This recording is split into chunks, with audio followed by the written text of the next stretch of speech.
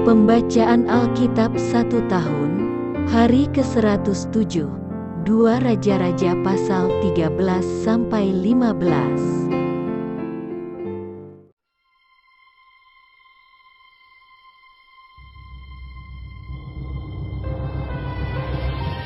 Dua Raja-Raja pasal 13 ayat 1-9. Yoahas Raja Israel.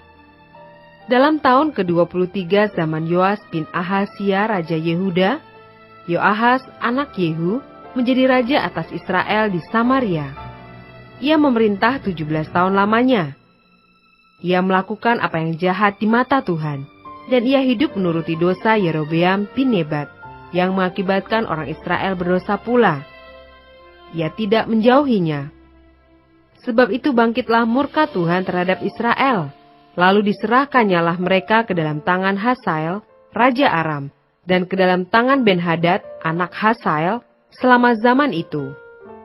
Tetapi kemudian Yoahas memohon belas kasihan Tuhan, dan Tuhan mendengarkan dia, sebab ia telah melihat bagaimana beratnya orang Israel ditindas oleh Raja Aram. Tuhan memberikan kepada orang Israel seorang penolong, sehingga mereka lepas dari tangan Aram, dan dapat duduk di kemah-kemah mereka, seperti yang sudah-sudah. Hanya mereka tidak menjauh dari dosa-dosa keluarga Yerobeam, yang mengakibatkan orang Israel berdosa pula, melainkan mereka terus hidup dalam dosa itu.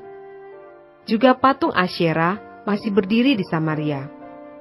Sebab tidak ada laskar ditinggalkan pada Yoahas, selain dari 50 orang berkuda, dan 10 kereta, dan 10.000 orang berjalan kaki, sebab Raja Aram telah membinasakan mereka, dan meniupkan mereka seperti abu pengirikan.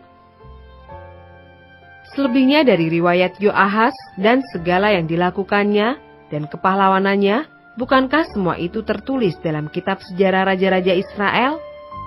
Kemudian Yoahas mendapat perhentian bersama-sama dengan nenek moyangnya, dan ia dikuburkan di Samaria. Maka Yoas, anaknya, menjadi raja menggantikan dia.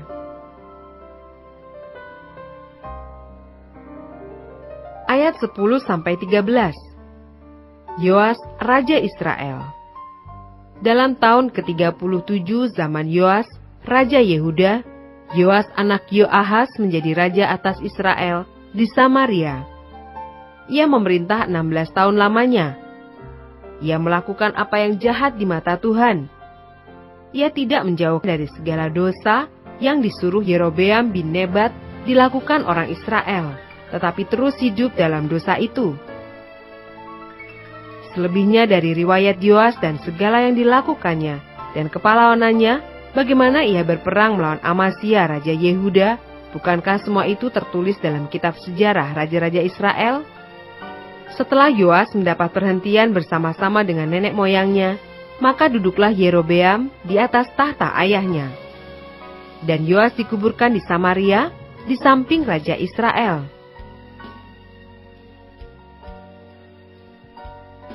Ayat 14-21.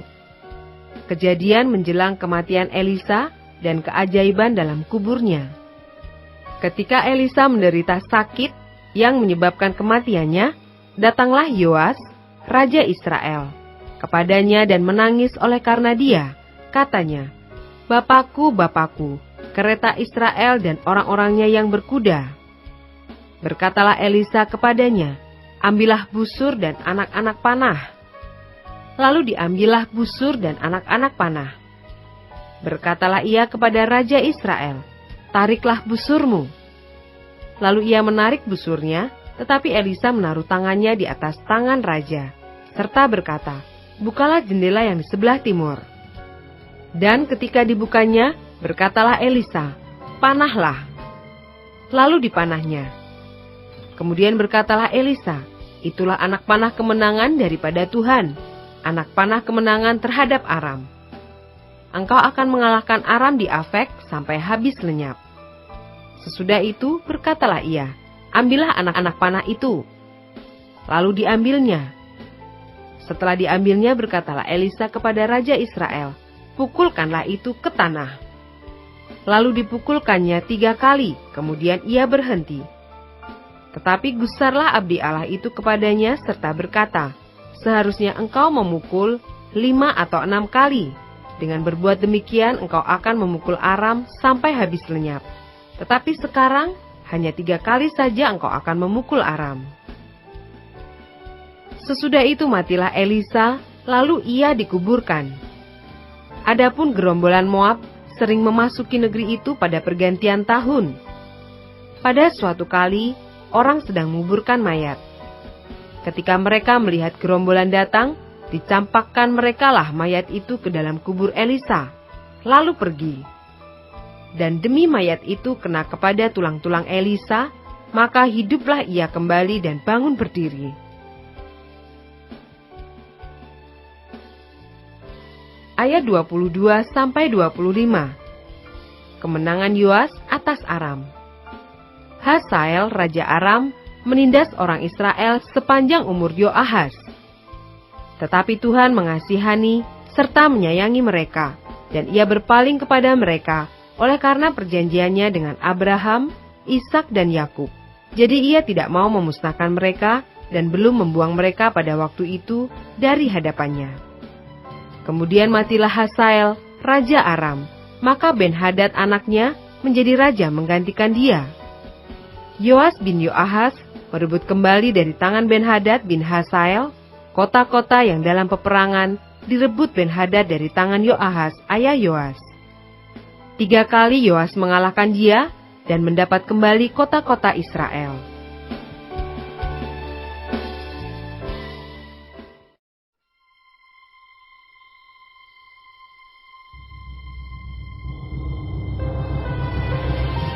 Dua Raja-Raja pasal 14 ayat 1-22. Amazia, Raja Yehuda. Dalam tahun kedua zaman Yoas bin Yoahaz, Raja Israel, Amazia anak Yoas, Raja Yehuda, menjadi raja. Ia berumur 25 tahun pada waktu ia menjadi raja, dan 29 tahun lamanya ia memerintah di Yerusalem. Nama ibunya ialah Yoadan dari Yerusalem. Ia melakukan apa yang benar di mata Tuhan, hanya bukan seperti Daud, bapa leluhurnya. Ia berbuat tepat seperti yang diperbuat Yoas, ayahnya. Namun demikian, bukit-bukit pengorbanan tidaklah dijauhkan. Bangsa itu masih mempersembahkan dan membakar korban di bukit-bukit itu. Segera sesudah kuasa kerajaan itu kokoh di tangannya, dibunuhnyalah pegawai-pegawainya yang telah membunuh raja, yaitu ayahnya. Tetapi anak-anak para pembunuh itu tidak dihukum mati olehnya, seperti yang tertulis dalam kitab Taurat Musa, di mana Tuhan telah memberi perintah, janganlah ayah dihukum mati karena anaknya, janganlah juga anak dihukum mati karena ayahnya, melainkan setiap orang harus dihukum mati karena dosanya sendiri. Ia mengalahkan Edom di lembah Asin, 10.000 orang banyaknya, dan merebut Sela dalam peperangan itu. Lalu dinamainyalah kota itu Yokteel. Begitulah sampai hari ini. Pada waktu itu, Amazia menyuruh utusan kepada Yoas bin Yoahaz bin Yehu, Raja Israel, mengatakan, "Mari kita mengadu tenaga." Tetapi Yoas, Raja Israel, menyuruh orang kepada Amazia, Raja Yehuda, mengatakan, "Rumput duri yang di Gunung Libanon mengirim pesan kepada pohon aras yang di Gunung Libanon. Bunyinya, berikanlah anakmu perempuan kepada anakku laki-laki menjadi istrinya." Tetapi binatang-binatang hutan yang ada di Gunung Libanon itu berjalan lewat dari sana, lalu menginjak rumput duri itu. "Memang engkau telah mengalahkan Edom, sebab itu engkau menjadi tinggi hati. Cukuplah bagimu mendapat kehormatan itu, dan tinggallah di rumahmu. Untuk apa engkau menantang malapetaka, sehingga engkau jatuh dan Yehuda bersama-sama engkau?" Tetapi Amazia tidak mau mendengarkan, sebab itu majulah Yoas, Raja Israel, lalu mengadu tenagalah mereka. Ia dan Amazia, Raja Yehuda, di Bet-Semes, yang termasuk wilayah Yehuda. Yehuda terpukul kalah oleh Israel, sehingga masing-masing lari ke kemahnya. Yoas, Raja Israel, menangkap Amazia, Raja Yehuda, anak Yoas bin Ahazia, di Bet-Semes. Lalu Yoas masuk ke Yerusalem, dan membongkar tembok Yerusalem dari pintu gerbang Efraim sampai ke pintu gerbang sudut, 400 hasta panjangnya. Sesudah itu ia mengambil segala emas dan perak dan segala perkakas yang terdapat dalam rumah Tuhan dan dalam perbendaharaan istana raja, juga orang-orang sandera. Kemudian pulanglah ia ke Samaria. Selebihnya dari riwayat Yoas, apa yang dilakukannya dan kepahlawanannya dan bagaimana ia berperang melawan Amazia, Raja Yehuda, bukankah semuanya itu tertulis dalam kitab sejarah Raja-Raja Israel? Kemudian Yoas mendapat perhentian bersama-sama dengan nenek moyangnya, dan ia dikuburkan di Samaria di samping Raja-Raja Israel. Maka Yerobeam anaknya menjadi raja menggantikan dia. Amazia bin Yoas Raja Yehuda masih hidup 15 tahun lamanya sesudah matinya Yoas bin Yoahas Raja Israel. Selebihnya dari riwayat Amazia, bukankah semuanya itu tertulis dalam kitab sejarah Raja-Raja Yehuda? Di Yerusalem, orang mengadakan persepakatan melawan dia, sebab itu larilah ia ke Lakis. Tetapi mereka menyuruh mengejar dia ke Lakis, lalu dibunuhlah dia di sana. Diangkutlah dia dengan kuda, lalu dikuburkan di Yerusalem, di samping nenek moyangnya di kota Daud. Segenap bangsa Yehuda mengambil Asaria, yang masih berumur 16 tahun, dan mengangkat dia menjadi raja menggantikan ayahnya, Amasya. Ia memperkuat Elat, dan mengembalikannya kepada Yehuda, sesudah raja mendapat perhentian bersama-sama dengan nenek moyangnya.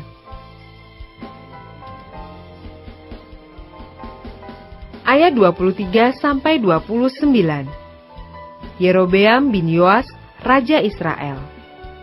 Dalam tahun ke-15 zaman Amazia bin Yoas, Raja Yehuda, Yerobeam anak Yoas Raja Israel menjadi raja di Samaria. Ia memerintah 41 tahun lamanya. Ia melakukan apa yang jahat di mata Tuhan. Ia tidak menjauh dari segala dosa Yerobeam bin Nebat, yang mengakibatkan orang Israel berdosa pula. Ia mengembalikan daerah Israel dari jalan masuk ke Hamat sampai ke Laut Araba, sesuai dengan firman Tuhan, Allah Israel, yang telah diucapkannya dengan perantaraan hambanya, Nabi Yunus bin Amitai dari Gad-Hefer. Sebab Tuhan telah melihat betapa pahitnya kesengsaraan orang Israel itu, sudah habis lenyap baik yang tinggi maupun yang rendah kedudukannya, dan tidak ada penolong bagi orang Israel. Tetapi Tuhan tidak mengatakan bahwa ia akan menghapuskan nama Israel dari kolong langit, jadi ia menolong mereka dengan perantaraan Yerobeam bin Yoas. Selebihnya dari riwayat Yerobeam dan segala yang dilakukannya, dan kepahlawanannya, bagaimana ia berperang, dan bagaimana ia mengembalikan Damsyik dan Hamat Yehuda ke dalam Israel, bukankah semuanya itu tertulis dalam kitab sejarah Raja-Raja Israel? Kemudian Yerobeam mendapat perhentian bersama-sama dengan nenek moyangnya, Raja-Raja Israel. Maka Zakaria anaknya menjadi raja menggantikan dia.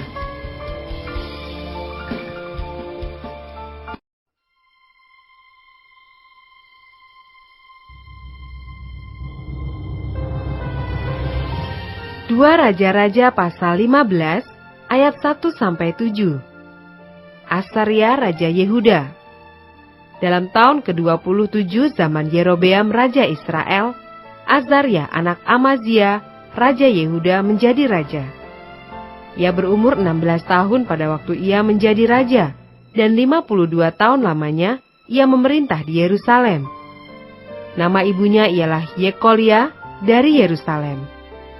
Ia melakukan apa yang benar di mata Tuhan, tepat seperti yang dilakukan Amazia ayahnya. Namun demikian, bukit-bukit pengorbanan tidaklah dijauhkan. Bangsa itu masih mempersembahkan dan membakar korban di bukit-bukit itu. Maka Tuhan menimpakan tulah kepada raja, sehingga ia sakit kusta sampai hari kematiannya, dan tinggal dalam sebuah rumah pengasingan. Dan Yotam anak raja mengepalai istana, dan menjalankan pemerintahan atas rakyat negeri itu. Selebihnya dari riwayat Azaria dan segala yang dilakukannya, bukankah semuanya itu tertulis dalam kitab sejarah Raja-Raja Yehuda? Kemudian Asaria mendapat perhentian bersama-sama dengan nenek moyangnya, dan ia dikuburkan di samping nenek moyangnya di kota Daud. Maka Yotam anaknya menjadi raja menggantikan dia.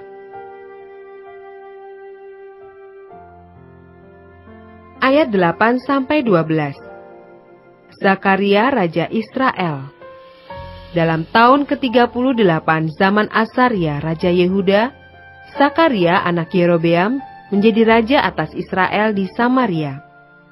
Ia memerintah 6 bulan lamanya. Ia melakukan apa yang jahat di mata Tuhan, seperti yang dilakukan oleh nenek moyangnya. Ia tidak menjauh dari dosa-dosa Yerobeam bin Nebat, yang mengakibatkan orang Israel berdosa pula. Salum bin Yabes mengikat persepakatan melawan dia, membunuh dia di Gibleam, kemudian menjadi raja menggantikan dia. Selebihnya dari riwayat Zakaria, sesungguhnya semuanya itu tertulis dalam kitab sejarah raja-raja Israel. Bukankah begini firman Tuhan yang diucapkannya kepada Yehu? Anak-anakmu sampai kepada keturunan yang keempat akan duduk di atas tahta Israel. Dan terjadilah demikian. Ayat 13-16. Salum Raja Israel. Salum bin Yabes menjadi raja dalam tahun yang ke-39 zaman usia Raja Yehuda. Ia memerintah sebulan lamanya di Samaria. Sesudah itu majulah Menahem bin Gadi dari Tirsa, lalu sampai ke Samaria. Ia membunuh Salum bin Yabes di Samaria, kemudian menjadi raja menggantikan dia. Selebihnya dari riwayat Salum dan persepakatan yang diadakannya, sesungguhnya semuanya itu tertulis dalam kitab sejarah raja-raja Israel. Pada waktu itu, dengan mulai dari Tirsa, Menahem memusnahkan Tifsah dan semua orang yang ada di dalamnya, serta daerahnya, sebab orang tidak membuka pintu kota baginya. Maka dimusnahkannya lah kota itu, dan dibelahnya semua perempuannya yang mengandung.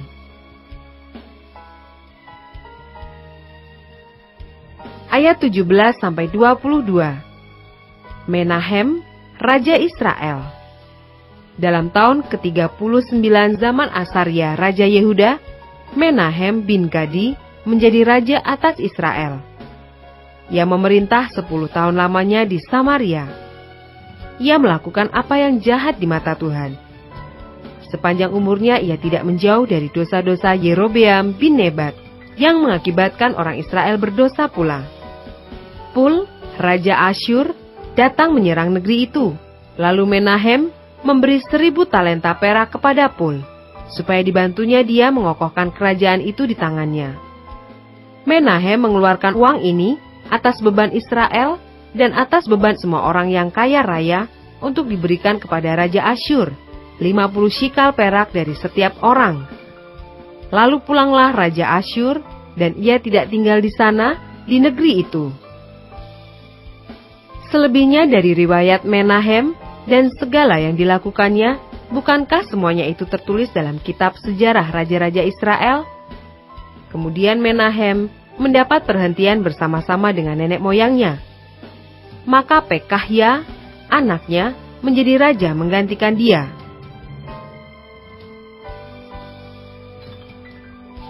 Ayat 23-26. Pekahya, Raja Israel.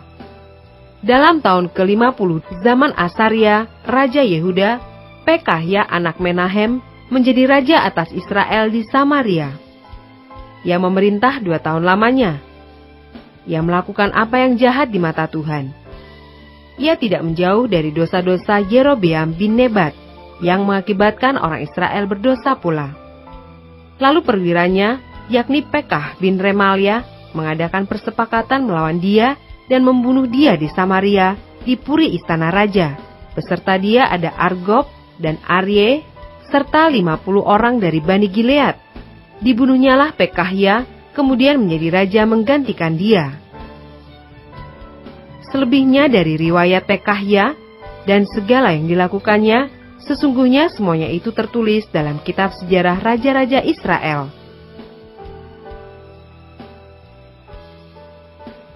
Ayat 27-31. Pekah, Raja Israel.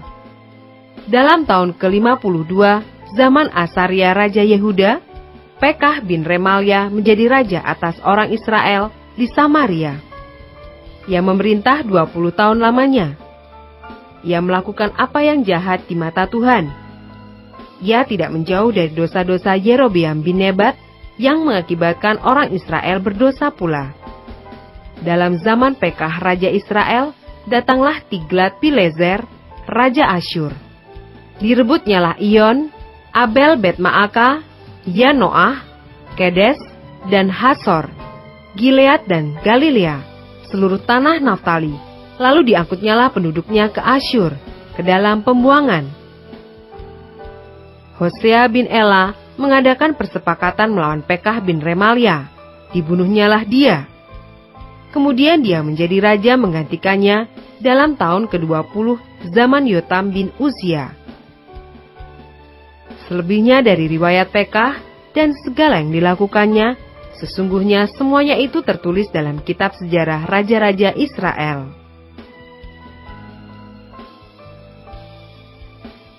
Ayat 32-38. Yotam, Raja Yehuda. Dalam tahun kedua, zaman Pekah bin Remalia, Raja Israel, Yotam anak Uzia, Raja Yehuda, menjadi raja.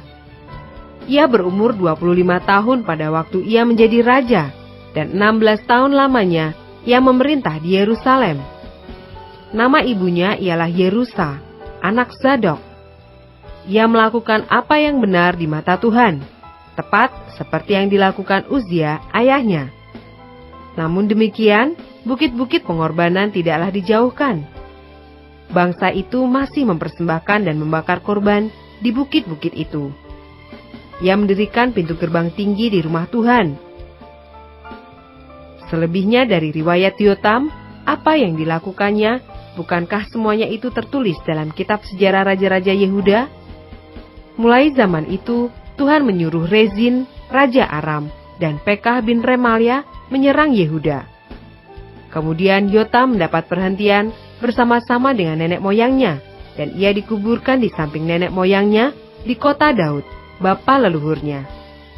Maka Ahaz anaknya menjadi raja menggantikan dia.